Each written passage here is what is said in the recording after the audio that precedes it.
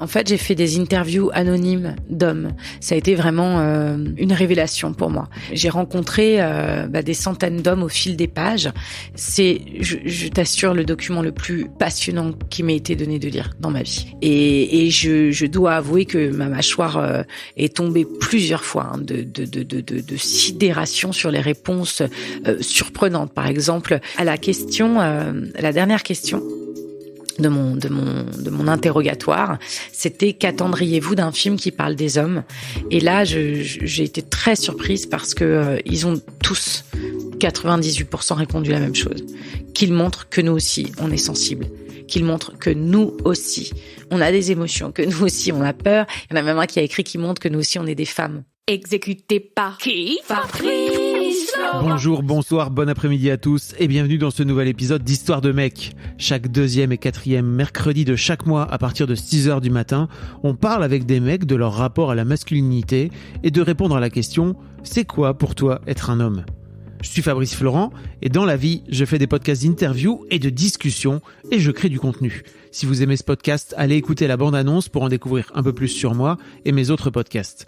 N'oubliez pas de vous abonner sur votre appli de podcast préféré, de mettre un cool commentaire et 5 étoiles au podcast sur Apple Podcasts et de partager cet épisode autour de vous s'il vous a plu. C'est le meilleur moyen de m'aider si vous aimez mon boulot.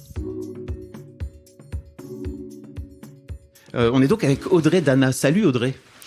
Coucou, j'aime le bruit de ta chaise. C'est horrible. Tu sais que d'habitude, je fais mes interviews dans mon canapé chez moi et que c'est magnifique. Et dès que tu bouges, on est dans un palace ici, où on fait régulièrement des junkets, etc. Et on est vraiment, c'est la pire assise du monde, quoi. Tu vois, c'est vraiment bon. Bref. Moi, je suis bien, moi. Mais toi, t'es mais je me suis calée, je bouge pas. Ça fait pas de bruit. C'est très très peu radiophonique ce qu'on est en train de raconter, mais en tout cas, effectivement, super bien calé. Audrey, t'es comédienne à la base et tu es réalisatrice également de 3 films. Et là, il y a ton 3e long métrage qui sort, qui s'appelle Homme au bord de la crise de nerfs, où tu mets en scène des gars qui ont entre 17 et 70 ans, hein, c'est ça, qui ont tous des bails. Très souvent d'ailleurs liés à leur masculinité et au fait d'être un homme dans cette société. Et en fait, ils se retrouvent dans une thérapie de groupe, enfin dans une sorte de stage de développement perso pour plein de raisons très perso. Et tu mets en scène ce groupe de mecs. Alors le casting est génial. Il y a, je vais pas tous les citer, mais il y a Thierry Lhermitte, il y a François-Xavier de Maison, il y a Michael Gregorio. J'ai un peu l'impression que t'as mis tous les bagarres de la masculinité au XXIe siècle dans chacun des personnages et qu'au final, quand tu les réunis tous, t'as un peu un gloubi-boulga de pourquoi les mecs galèrent aujourd'hui en 2021. Je me demandais un peu, qu'est-ce qui a fait que en 2022. En 2022. J'adore que t'aies un an de retard. Je ne sais plus, moi. D'ailleurs, ton film a été tourné il y a 3 plombes. Ouais, il y a très longtemps et il était écrit en 2017 et il devait sortir en 2020. Quelle vie. Ça va, c'est pas trop long? T'as pas l'impression d'être saoulé de... Tout est parfait. Okay. Tout est parfait. C'était le bon moment pour toi? C'est comme ça, c'est parfait. Il y a beaucoup de gens qui pensent d'ailleurs que le film a été écrit et tourné pendant le confinement, pendant la crise sanitaire, puisqu'en fait, au final, ça parle beaucoup de cette sensation d'enfermement, de ce besoin de nature, de ce besoin de reconnecter à l'autre, de contact aussi physique. Donc, il sort quand il doit sortir. Et moi, j'ai vraiment la foi et confiance en la vie. Ok, on va en reparler. C'est très bien, ça va dans le thème. J'imagine que t'as pas non plus fait ce film non plus par hasard, quoi. Ah non, ça c'est sûr. Ça c'est sûr. On va en causer. Je me demandais un petit peu qu'est-ce qui t'a incité à vouloir parler de masculinité, à vouloir parler des mecs. Alors en fait, déjà, je suis troublée parce que tu dis c'est des mecs qui ont tous un souci avec leur masculinité. C'est pas ça, parce que en fait ces thématiques qu'on aborde à travers ces personnages, c'est des choses qui pourraient tout à fait arriver aux femmes. Hein. C'est le deuil, c'est l'addiction, c'est le burn-out. Même le personnage de Ramsey qui va focaliser sur le fait que il a un petit ramollissement de sa sexualité. On appelle ça terriblement ce terme de l'impuissance. Voilà. C'est ça. En fait, c'est pas ça son problème. Son problème, c'est qu'il a tout et qu'il n'arrive pas à savourer. Donc, c'est tous les problèmes de ces types, c'est des problèmes qu'on pourrait avoir nous. Et ce film aurait pu s'appeler « L'homme est une femme comme les autres ». De la même manière que Sous les jupes des filles, mon premier film dans lequel je filmais 11 femmes, aurait pu s'appeler Femmes au bord de la crise de nerfs. Bon, le titre était déjà pris. Moi, ce qui m'intéresse, c'est parler de l'humain, et c'est surtout de montrer qu'en fait, les hommes et les femmes, on est pareil. Pas pareil à tous les niveaux, évidemment, et il y a toujours et il y a évidemment des différences biologiques, hormonales, mais au final, on partage tous les mêmes émotions. Et moi, j'ai noté au fil des années, en m'intéressant au genre, que moi, j'ai jamais grandi en me pensant femme ou homme, en fait. Je sais pas comment dire. Peut-être parce que j'ai été élevée par un père un peu macho, mais qui m'a élevée comme un garçon. Donc il y a une bonne stratégie de défense aussi, de te dire ok, en tant que fille tu vas sans doute en chier, donc en fait on va te donner aussi des caractéristiques de garçon, quoi. En fait c'était pas ça. Mon père il me disait tu feras tout ce que tu veux. C'est-à-dire qu'il se disait s'il y a une fille qui va passer entre les gouttes, c'est la mienne. Mais en fait, c'était vraiment son désir profond, sa peur profonde aussi pour moi, et qu'il a essayé de contrebalancer en vraiment en me disant tu es forte, tu es costaud, tu serres la main très fort quand tu rencontres quelqu'un, tu le regardes dans les yeux, etc. Et en fait, il voulait un garçon très fort. Et il s'est dit, au lieu de se dire, oh mince, j'ai une fille, il s'est dit, bah, c'est pas grave, je l'élèverai comme un gars. Du coup, j'ai tout en me disant des choses qu'un papa dit à sa petite fille. Mais du coup, je me suis jamais posé la question de la place des femmes. Jamais, jamais, jamais. Je me suis rendu compte, en fait, en vieillissant, et en parlant aux autres femmes, et en m'élevant, c'est-à-dire en regardant d'un peu plus haut la situation actuelle, que en fait on n'était pas du tout traités de la même manière, que avoir en effet un sexe d'homme pouvait être un avantage dans beaucoup de cas. Et j'étais assez sidérée en fait de faire cette prise de conscience là. T'avais quel âge?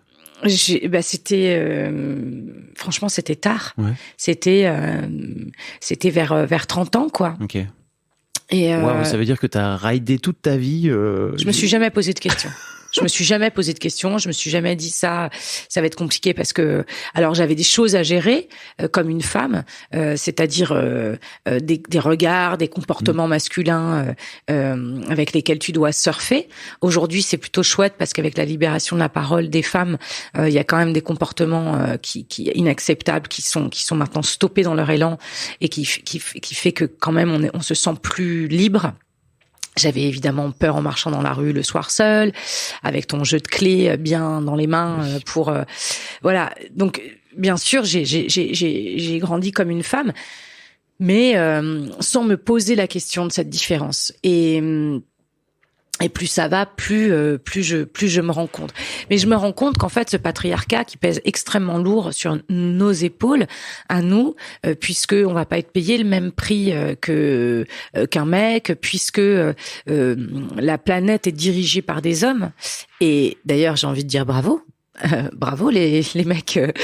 Je suis sur un podcast de mecs, j'adore les hommes, et bravo les dirigeants masculins qui emmènent notre planète tout droit dans le mur, et donc pourraient condamner l'avenir de nos enfants. Définitivement, ça manque de femmes. Mais tu dis ça parce que dehors, on est au mois de mai, qui fait 30 degrés, qui fait qui fait une température de ma boule. Je suis dans une hyper conscience des enjeux climatiques. Je suis extrêmement connectée à la nature, et je sais depuis maintenant très longtemps que ça va pas, qu'il y a quelque chose qui tourne pas rond. Sous les jupes des filles, c'était en 2013, et déjà ça ouvre sur le dérèglement climatique. J'avais imposé qu'il neige au printemps dans le film, et les producteurs ne voulaient pas, et puis ce printemps-là, il y a eu 1 mètre de neige qui est tombé, et donc ils ont accepté.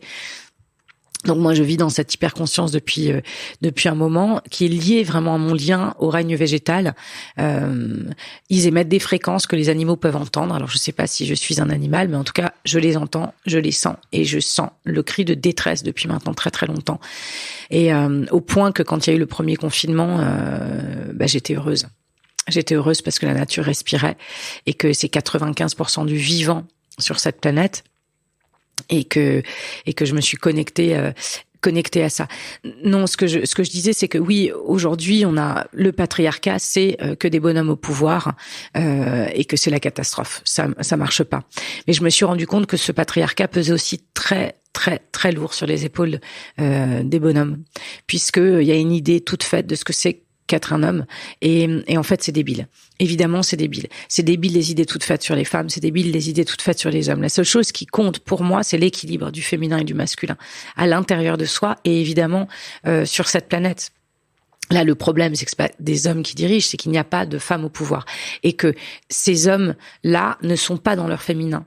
Parce que ils sont dans des idées, macho, patriarcales de ce que c'est, qu'être un homme. Et en fait, homme ou femme, on partage tous les mêmes émotions. Homme ou femme, on a tous des fragilités. Homme ou femme, on a tous des vulnérabilités, une sensibilité. Et, c'est limite une question que je me pose, je te coupe, mais est-ce que, en tant que mec, alors ce fameux truc de déconstruit, tu vois, est-ce que, en tant que gars, et même en tant que femme, en fait, on peut avoir envie d'accéder au pouvoir une fois qu'on a déconstruit tous ces trucs, tu vois, qui nous permettent de nous dire, ok, j'ai envie de gagner, parce qu'en fait, t'as été élevé là-dedans, quoi, tu vois. Ouais, parce que tu associes pouvoir à gagner, alors qu'on pourrait associer pouvoir à changer le monde, à le réparer. Donc dans le film, il y a un moment où la coach, parce que justement, donc c'est une femme qui va coacher cet homme, mais cette femme aussi s'écroule. C'est important de le dire, parce que l'idée c'est vraiment pas de dire tout repose dans les mains des femmes et vous avez besoin de nous, messieurs, pour être guéris, soignés, réparés. Elle aussi craque. À un moment, elle dit c'est quand même incroyable que on soit tous dans des clans, tous dans une guerre du pouvoir, alors qu'en fait on fait tous partie de la même bande. On est une seule et même espèce, hommes, femmes, animaux, nature confondue. Et le pouvoir, ça peut vraiment être le fait de diriger, d'être à la tête de hautes responsabilités, mais pour le bien de la planète, pour le bien des humains, puisqu'en fait c'est indissociable. Donc vous voyez, moi pouvoir dans ma tête, c'est pas une seule seconde gagner, mais c'est vrai qu'aujourd'hui on en est là. Les politiciens nous mènent par le bout du nez, retournent leur veste, comme ce qu'ils veulent, c'est gagner. Et en fait, c'est vrai qu'aujourd'hui, les gens du pouvoir, parce que la dominante, c'est une énergie masculine testostéronée, de domination, mais évidemment que c'est pas le chemin, et que en ça, moi ces mecs-là qui sont dans la compète et qui sont dans le gagner à tout prix, avec quoi ils sont déconnectés? Quelle part d'eux-mêmes ils ont oublié? Quelle part d'eux-mêmes leurs parents ou la société a fait taire, qui fait que du coup pour eux la manière d'exister c'est justement le pouvoir, comme dans la même manière dont toi t'en parlais, tu vois. Et c'est très triste, et je pense même que tous les mecs, tous les gros dégueulasses c'est pas tous les mecs, tous les gros dégueulasses, c'est vraiment tous les gros dégueulasses, que heureusement, et mon film. Tous les mecs qui sont des gros dégueulasses. Voilà, tous les mecs qui sont des gros justement, et mon film est une ode à tous les chic types, et il y en a beaucoup, et on en a besoin, et on les aime. Mais tous les gros dégueulasses, pour moi, en fait, c'est des gens qui sont malades, qui sont abîmés, qui n'ont pas pu s'écouter. D'ailleurs, on sait quand même souvent que dans les histoires les plus terribles, le terrorisme, les violences, etc., il y a souvent, par exemple, une homosexualité complètement réprimée parce que sa religion l'interdisait, ou parce que il y a violence et il y a maladie et il y a perversion à partir du moment où on réprime quelque chose qui est soi. Et là, ce patriarcat nous dit que c'est comme ça et c'est comme ça. C'est presque inconscient en fait. Chez l'humain, mais du coup on doit absolument référer à ce modèle, et on réprime et on réprime et on réprime, et c'est comme quand on met un barrage et qu'il y a de l'eau qui coule. Je veux dire, à un moment, quand on lève le barrage, ça pète derrière, c'est explosif. Donc je pense au petit conditionnement. Il y a une phrase que ma mère me disait toujours, c'est ferme les jambes. ferme les jambes, croise les jambes, ferme les jambes. Pourquoi? Parce qu'avoir les jambes ouvertes, c'est vraiment un truc de mec, les jambes écartées. Ouais. Je dis ça, la personne me voit, mais je suis installée tranquille. Bah oui, parce qu'en fait, ça fait mal au dos. C'est comme les talons aiguilles et tous ces trucs. Moi, je me suis déconditionnée de ça. Avant, pour moi, me faire belle, c'était mettre des talons. Aujourd'hui, je me suis vraiment creusé la tête, quoi. Qu'est-ce que c'est? Pourquoi est-ce qu'on nous met là-dessus? Pourquoi est-ce que du coup, si on me pique mon sac à main, je peux pas courir après la personne qui l'a volé? Pourquoi si on tente de m'agresser, je ne peux pas partir en courant parce que je suis handicapée? Bah, vous voyez, par exemple, j'ai découvert que les talons mettre le pied de la femme dans la position dans laquelle il est quand elle jouit. Donc le talon, c'est inventé par les mecs pour avoir la sensation, en fait, quand on nous voit marcher, qu'on est en plein orgasme, évidemment offert par un homme, et que donc, vous voyez, et puis le fessier en arrière, etc. Et oui, ça t'oblige à courber aussi, à mettre, bien sûr, à avoir le corps dans une certaine posture. Et ça te casse le dos et ça t'handicape. Donc quand on me dit voilà, quand on me dit le boutin amoureux des femmes, non, c'est pas vrai. Tu peux pas être amoureux des femmes en voulant nous percher sur des talons de 70 centimètres. C'est pas vrai. Donc, pour des photos, parce que ça peut être joli, parce que ça peut être marrant, pour un jeu de rôle et tout, pourquoi pas. Mais oui, là, encore, par exemple, ça casse un truc de représentation, tu vois. Encore, non, mais tu vois, moi, je peux m'amuser à me déguiser. Oui. En fait, j'adore me déguiser. Je suis une actrice, donc tu peux, tu vois, t'érotiser sur une photo. Pourquoi pas? J'ai aucun problème moi, avec la sensualité, la sexualité, etc. Mais là, par exemple, les marches de Cannes, on te dit c'est obligé, tu dois être en talons. Bah non. Non, je serai pas en talons, j'ai pas envie, je veux être à plat, je veux être confort comme les mecs. Pourquoi il y a que les mecs qui doivent être confort et nous on doit voilà. Et c'est des tas de quand je vous dis que petit à quand petit je te les dis trucs avancent, ouais. Que je me rendais pas compte, c'est le type de choses dont je me rendais pas compte et c'est valable pour énormément de gens qui se rendent pas compte qu'en fait ils sont conditionnés et qui répondent en fait à une demande sociétale, mais pas à ce que eux ils sont vraiment. Et je crois que c'est à ça qu'on doit travailler aujourd'hui, sortir des définitions. Être un homme, c'est ça. Être une femme, c'est ça. Sortir des frontières. Les frontières, c'est dessiné par l'homme. C'est juste une idée. On est sans frontières. Et moi, j'irais même plus loin que ça. On est une seule et même entité. Pas juste les humains. Les humains, la nature, oui. Mais pas juste la Terre, l'univers tout entier. Et là, je vais loin et c'est presque mystique, même si en fait, techniquement, c'est vrai. Bien sûr. Il y a beaucoup de gens que ça perd quand je dis ça, mais c'est vrai. On fait partie d'un tout, quoi. On fait partie d'un tout. Et si je suis ce tout, ça veut dire que je suis aussi l'univers en expansion. Si je suis l'univers en expansion, ça veut dire que j'ai un pouvoir infini. Et ça veut dire que je suis sans limite. Et que donc, tu ne peux pas me définir et me mettre dans une case. C'est pas possible. Ok. J'ai compris le... Cherche pas. Ceci dit, pour revenir à ton film, tu vois, tu disais, ça pourrait très bien s'appeler Être humain au bord de la crise de nerfs. Mais bon, pour avoir fait moi-même quelques stages de développement perso, désolé, mais en fait, il y a vraiment 80% de meufs et il y a 3 mecs qui se battent, comment dire, dans ces stages en général. C'est un vrai truc aussi, je trouve. C'est pour ça que je te dis que c'est génial de mettre en scène des mecs. C'est que les mecs ont un mal fou à se rendre compte, à aller demander de l'aide déjà, parce que ça fait partie aussi du truc qu'on nous fout sur la gueule en tant que... Non, ça va, tu pleures pas, ça va, t'es fort, t'es un bonhomme. Ouais, ça y est, t'es un bonhomme. Et en fait, il faut vraiment que t'ailles te cracher la gueule dans le mur avant de te rendre compte que t'as un problème. C'est pour ça qu'ils sont au bord de la crise de nerfs, ces mecs. Et d'ailleurs, sur les 7, il y en a que 3 qui y vont de leur propre chef. En fait... Il y en a que 2 qui y vont de leur propre chef. Les autres sont plus ou moins contraints et forcés ou piégés par leur entourage. C'est vrai. Exactement. Et moi, l'un des trucs qui m'a marqué aussi, c'est que, effectivement, et ça, c'est aussi l'une des caractéristiques à la con, c'est que zéro vulnérabilité. Tu viens pas venir dire, en fait, que tu vas pas bien. Voilà, et petit à petit, les gars s'ouvrent. Et là, pour le coup, tu vois, je trouve que c'est vraiment un truc où, en tant que femme, on t'a aussi incité, on t'a aussi aidé à venir demander de l'aide, parfois trop. Non, mais il faut bien qu'il y ait des avantages dans les conditionnements. Tu vois, a priori, on a le droit de pleurer, a priori, on a le droit de demander de l'aide. Donc, c'est vrai. Les femmes, on a ce truc, même entre copines, d'adorer se raconter nos humiliations. Je vais au ciné, j'attends le mec dont je suis folle amoureuse, il arrive avec une autre meuf, tu vois. Ça, c'est un truc. Non, mais tu vois, on va adorer se raconter ça va nous faire pleurer de rire. On va se donner de la force, on va se donner du soutien. Et puis, un mec dans la même situation, il va dire ouais, j'étais au ciné avec elle et c'était chouette. Et il va pas raconter qu'elle est venue avec un autre mec.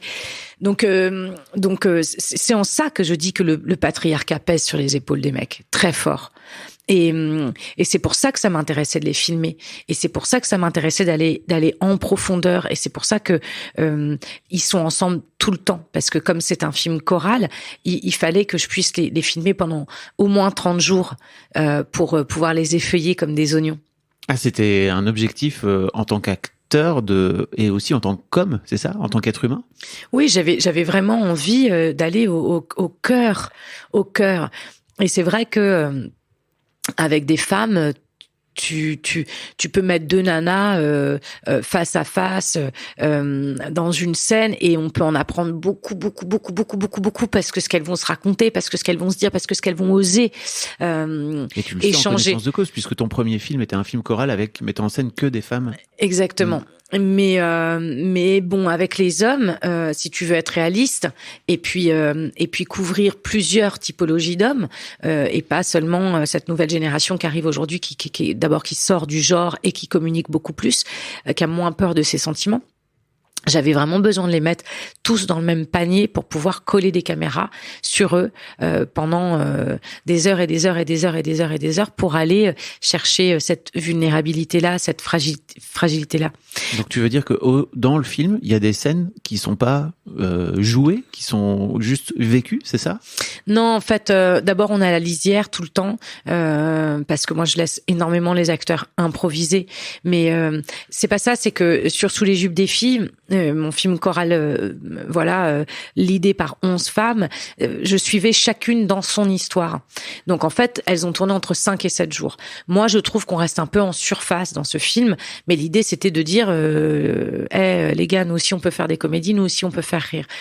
Avec les garçons, je me suis dit si je parle là-dedans, je peux pas rester en surface si je parle des gars, parce que je peux pas en une scène lâcher tant de choses, ou alors je les mets face à un psy, chacun qui connaissent depuis déjà très très longtemps. Donc le moyen pour moi, pour aller plus en profondeur, c'était de les regrouper pour pouvoir les filmer vraiment longtemps et que ça se fendit. Et en fait, c'était un peu le film dans le film parce qu'on a tourné dans l'ordre, parce que les gars se connaissaient pas vraiment. Donc au début, il y a une pudeur et puis cette pudeur, doucement mais sûrement, en fait, va s'étioler jusqu'à qu'une fraternité absolue se joue entre eux. Et c'est ce qui s'est passé dans la vraie vie. Ils sont tous devenus amis. Oui. Aujourd'hui, ils se voient tous encore. On se voit tous encore. Il s'est passé quelque chose sur ce tournage, en fait. Trop intéressant. Et en fait, ce qui m'a, je me demandais aussi, c'est ton premier film dans lequel tu joues pas. C'était aussi un de tes objectifs, parce que tu aurais très bien pu jouer. Alors, il n'y a pas beaucoup de rôles féminins, mais il y a le rôle féminin de la coach qui est joué par Marina Hans. T'aurais pu jouer ce rôle-là. Alors là, je vois pas comment on peut jouer ce rôle-là et diriger cet homme. C'est trop. Autant à deux personnages, éventuellement, ça peut se penser. Autant dans la manière dont j'ai fait Sous les jupes des filles, c'était pensable puisque j'ai tourné que 5 jours. Donc je pouvais vraiment faire la metteur en scène tout le reste du temps. Mais là, mettre en scène 7 mecs, mais c'est pas possible. Puis même l'énergie que ça m'a demandé, c'était impensable. Ensuite, Marina Hans, c'est pour moi une des plus grandes actrices françaises. Donc, pourquoi se priver de ce bonheur absolu de diriger cette immense actrice? Et non, il était hors de question pour moi de jouer dans celui-là. C'était quoi ta relation avec les mecs, justement, quand tu disais que t'as passé énormément d'énergie à les diriger? Ça se concrétisait comment dans vos relations? Beaucoup d'amour. Ils avaient besoin de beaucoup d'amour. Et donc c'était mais ça c'est valable, je crois, pour tous les acteurs. C'était tenter de comprendre comment chacun fonctionne et essayer de répondre au fonctionnement de chacun. Donc, il y a lui qui a besoin d'être ultra dirigé, il y a lui qui a pas du tout besoin d'être dirigé, il y a ceux qui ont besoin d'être très encouragés, ceux au contraire que ça va presque handicaper parce que du coup derrière ils vont essayer de refaire pareil et puis ils y arrivent pas. Donc voilà, c'est s'adapter, comprendre de quoi tu as besoin, qu'est-ce qui est le meilleur terreau pour que tu pousses correctement. Qu'est-ce qui t'a donné envie d'aller, ou plutôt dans l'écriture, comment tu t'es décidé à aller chercher tel ou tel panel ou tel comportement? T'as Michael Gregorio par exemple qui est le jeune daron impliqué mais qu'en fait qui en peut plus et qui se met trop de pression par rapport à la paternité par exemple. Alors il y a, en fait, j'ai fait des interviews anonymes d'hommes et je remercierai jamais assez ces centaines de mecs qui ont répondu à ces interviews puisque en fait ils se sont mis à poil. Alors c'est vrai que je voyais pas leur visage, je savais pas qui c'était, donc ils pouvaient vraiment se lâcher. Par exemple, quand j'ai fait Sous les jupes des filles, j'ai fait mes interviews, mais face à face. Là, je me suis dit, je veux de ces hommes qu'ils se révèlent à moi, mais je suis une femme. Donc, il faudrait que j'ai une journée avec chacun si je voulais vraiment faire ça. J'aurais pu le faire, mais ça aurait pris plus de temps. Donc, j'ai fait ces interviews anonymes. Et ça a été vraiment une révélation pour moi parce que j'ai rencontré des centaines d'hommes au fil des pages. C'est, je t'assure, le document le plus passionnant qui m'ait été donné de lire dans ma vie.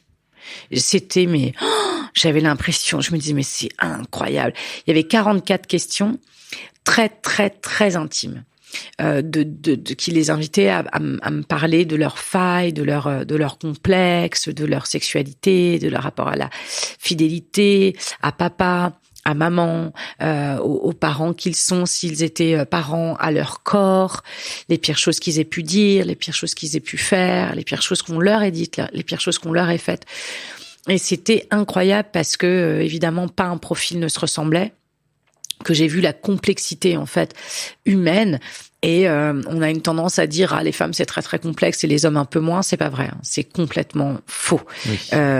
Et je dois avouer que ma mâchoire est tombée plusieurs fois de sidération sur les réponses surprenantes. Par exemple, je commençais à comprendre le profil et puis arrivé à telle question, je me disais ça va être ça. Et ben non, pas du tout.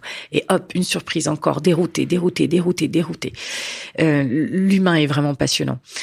En revanche, à la question, à la dernière question de mon interrogatoire, c'était qu'attendriez-vous d'un film qui parle des hommes? Et là, j'ai été très surprise parce que ils ont tous 98% répondu la même chose, qu'ils montrent que nous aussi on est sensibles, qu'ils montrent que nous aussi on a des émotions, que nous aussi on a peur. Il y en a même un qui a écrit qui montre que nous aussi on est des femmes. Et c'est vraiment de ça que je suis partie. C'est pour ça qu'au final, ces mecs qui traversent, les femmes aussi, ça aurait pu être des femmes. J'aurais pu faire la même chose avec des femmes. Bien sûr. Ça se serait pas déroulé de la même manière. Exactement. Mais tous ces personnages auraient pu être des femmes qui surmontent pas un deuil, qui surmontent pas leur addiction, qui se sont perdues sur le chemin. De toute façon, à partir du moment où on n'est pas dans son équilibre féminin-masculin, on se perd. Tu mets beaucoup en scène aussi l'un des attraits de la thérapie de groupe, je trouve, qui est de s'ouvrir à l'autre et surtout pour moi, l'autre truc, c'est tu finis par vivre à travers ou par trouver des réponses à travers les réponses que les autres cherchent, des réponses pour toi. Alors en fait, ça c'est une des autres manières dont on a construit avec Claire Barré, qui est ma co-auteure. On est 2 femmes à avoir écrit ce film, dont on a construit en fait les personnages. C'est qu'on est parti des 7 neurohormones qui nous composent. Donc ça veut dire quoi? Ça veut dire que chaque humain, on a 7 neurohormones qui font fonctionner notre cerveau et il y en a qui sont plus ou moins dominantes. Donc par exemple, si j'ai l'ocytocine qui domine, c'est sûr je suis quelqu'un dans le soin. Je suis quelqu'un dans le prendre soin. Les infirmiers, les masseurs, etc. C'est des gens à dominante ocytocine. Si ma dominante c'est l'acétylcholine, il y a de grandes chances que je sois organisatrice. Si ma dominante c'est la testostérone, il y a de grandes chances que je sois dans le sport à haut niveau, tout ce qui est de l'ordre du combat et tout ça. Et donc en fait, pour être un humain équilibré, il faut que ces 7 neurohormones soient en équilibre. Donc, ce que j'ai fait, c'est que j'ai construit le casting autour, en fait, de ces 7 neurohormones, chacun ayant une neurohormone en dominante. L'idée étant que, à eux tous, en fait, ils viennent se réparer, puisque le fait de côtoyer la testostérone qui me manque, la mienne va remonter. À force de côtoyer l'ocytocine qui me manque, la mienne va remonter. Et donc, c'est l'importance du groupe et c'est l'importance du collectif.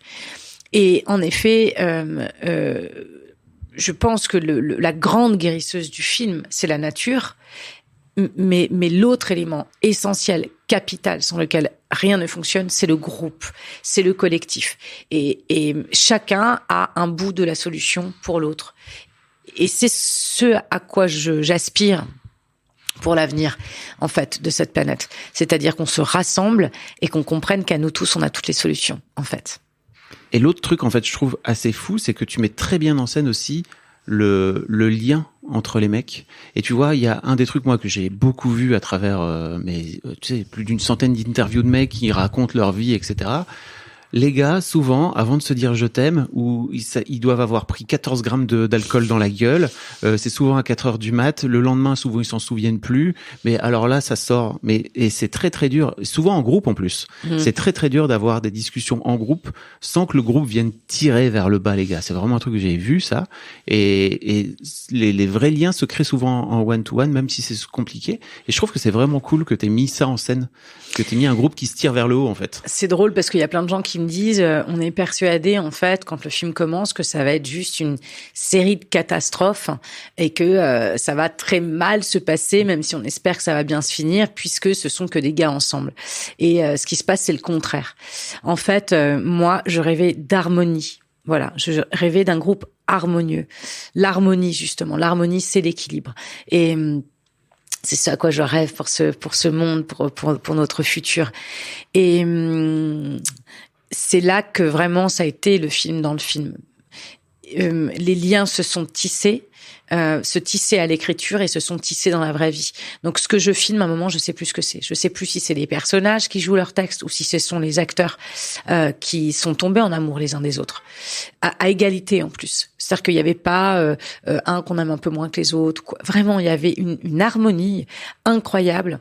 Et oui, moi j'avais envie justement. Parce que il y avait des ocytocines et il y avait des personnalités dans le groupe très tendres, très douces, très gentilles, très qui sont venus contrebalancer et donc d'un seul coup c'est possible de se dire je t'aime. Des personnes, enfin les acteurs en tant qu'acteurs et pas en tant que personnages pour le coup. Mais même les personnages, je les avais écrits comme ça, ouais. Mais j'ai écrit des personnages qui étaient très tendres, très doux, très touchants, etc. Pour justement que cette magie opère. Et il se trouve que dans le casting aussi, il y avait des plus ou moins costauds, des plus ou moins très très doux, mais tous, ils avaient la particularité d'être très gentils. Est-ce que les personnages matchent avec les acteurs que tu as choisis vraiment en termes de personnalité ? Beaucoup de compositions. Moi, j'adore ça dans le jeu. Après, jouer, c'est vraiment trouver le point de rencontre entre qui tu es et qui est le personnage. Alors, donc il y a des points communs partout.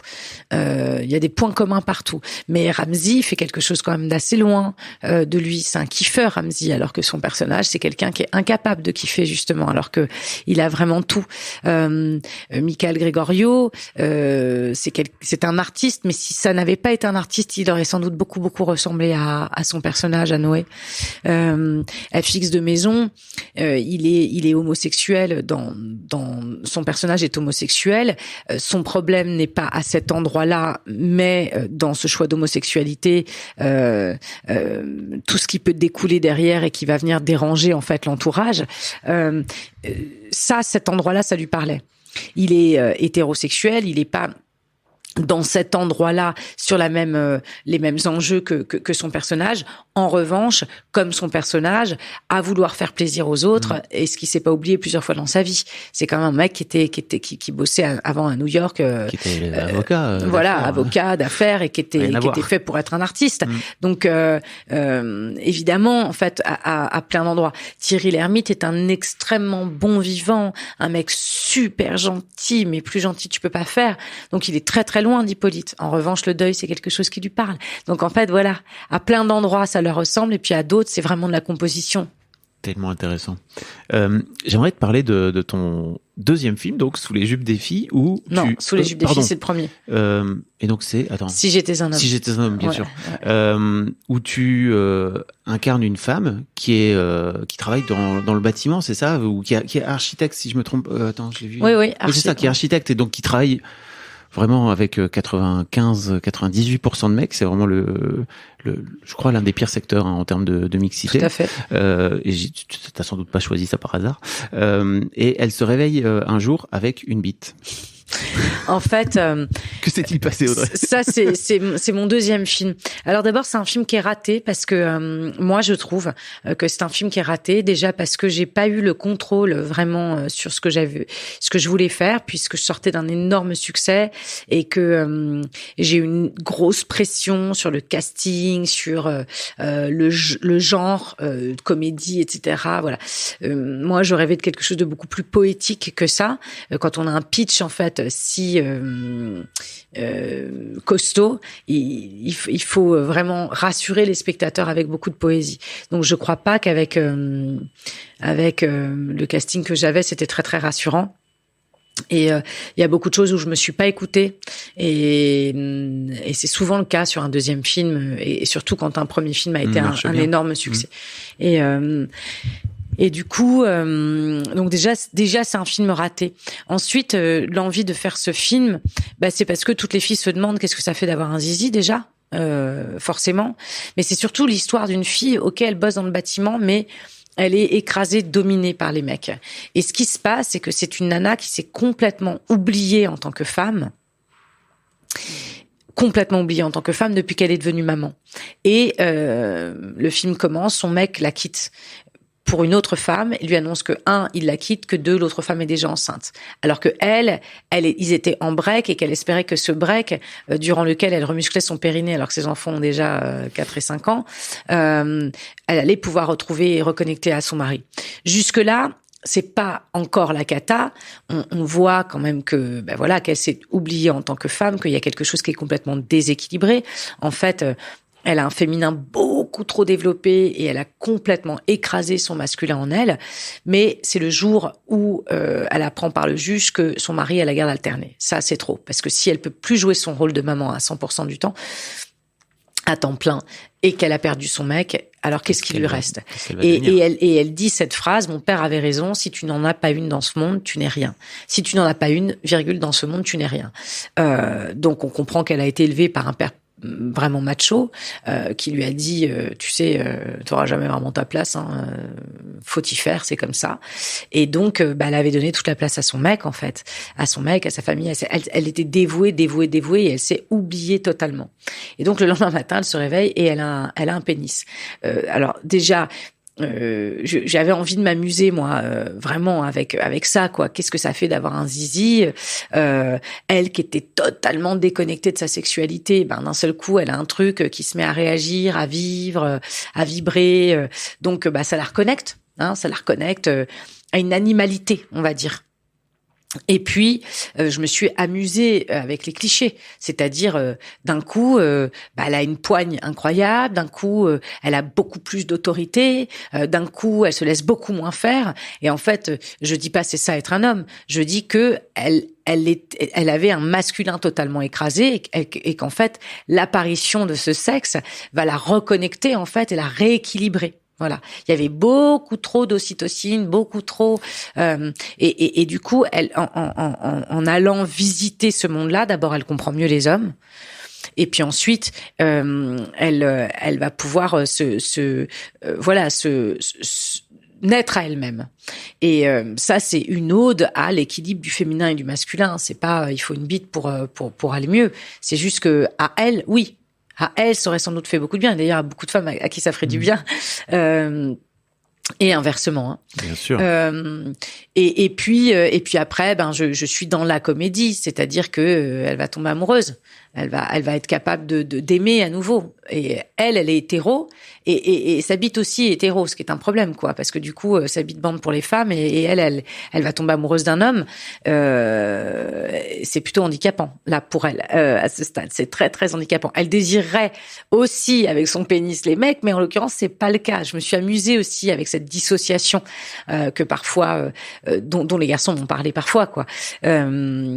Et du coup voilà, c'est tout le pitch du film. Comment elle va s'en sortir. Tu disais que tu étais déçu de ce deuxième film. Tu as la sensation d'avoir vendu mon âme au diable. Alors, si tu veux, tu peux répondre à cette question si c'est pas celle-là. Mais si tu veux y aller, let's go. Hein. Non. C'est que j'ai répondu à des critères qui n'étaient pas les bons critères. Le seul critère, c'est le cœur et le ventre. Moi, quand mon cœur et mon ventre me disent c'est juste, il faut le faire. Et j'arrêtais pas de dire c'est pas juste, c'est pas juste, c'est pas juste, c'est pas juste, c'est pas juste. Il y a quelque chose qui me dit que c'est pas juste, mon ventre me dit que ça va pas. Mais j'ai néanmoins laissé faire. Tu l'écoutais pas? Non, je l'écoutais, mais on ne m'écoutait pas. Okay. Et du coup, j'ai accepté. Ça a été une des plus belles leçons de ma vie. Je ne referai plus jamais ça. Plus jamais. Et heureusement, le film n'a pas marché. Heureusement que le film n'a pas marché, parce que si quand on s'écoute pas ça marche, alors là c'est ça en perdre son latin, s'arracher les cheveux. Donc heureusement ça n'a pas marché. Et puis ça m'a permis de vraiment pouvoir m'imposer après en disant non, là je vais pas à contre-courant de qui je suis, de ce que je suis. Moi-même avec ce casting, je n'aurais pas été voir mon propre film.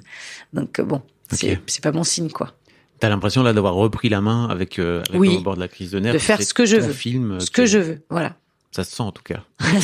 Non, je veux dire, t'es pas en train d'inventer tout ce que t'es en train de me raconter, ou alors que c'est un discours marketing que t'aurais écrit sur un coin de table, quoi. Non.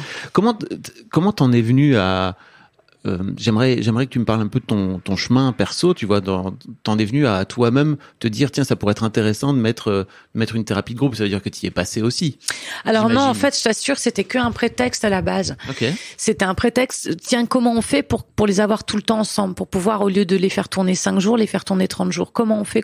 Ah bah tiens, on n'a qu'à faire une thérapie au milieu de la pampa et c'est le meilleur moyen de réunir cette personne que tout oppose. Ces mecs-là, normalement, ils vont pas boire de coups ensemble, ils deviennent papotes.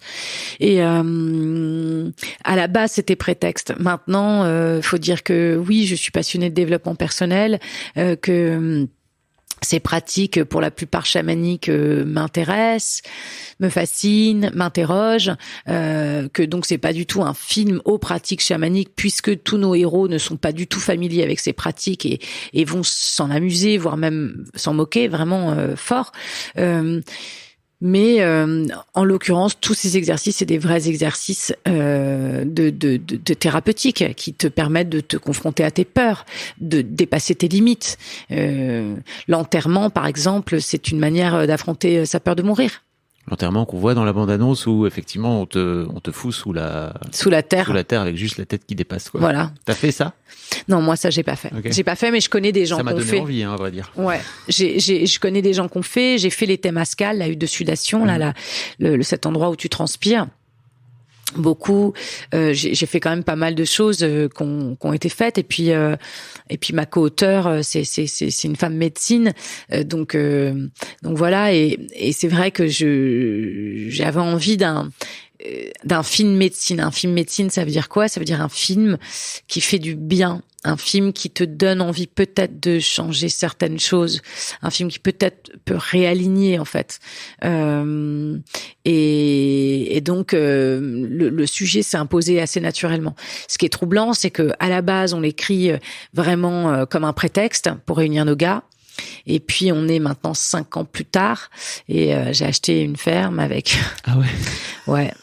Et pas pour moi coacher, sûrement pas, parce que moi je suis pas thérapeute, je suis auteur, réalisateur et actrice, mais en tout cas pour accueillir des groupes. Ouais. Oui, parce que je crois à ça, je crois à la nature et que c'est une manière pour moi de rendre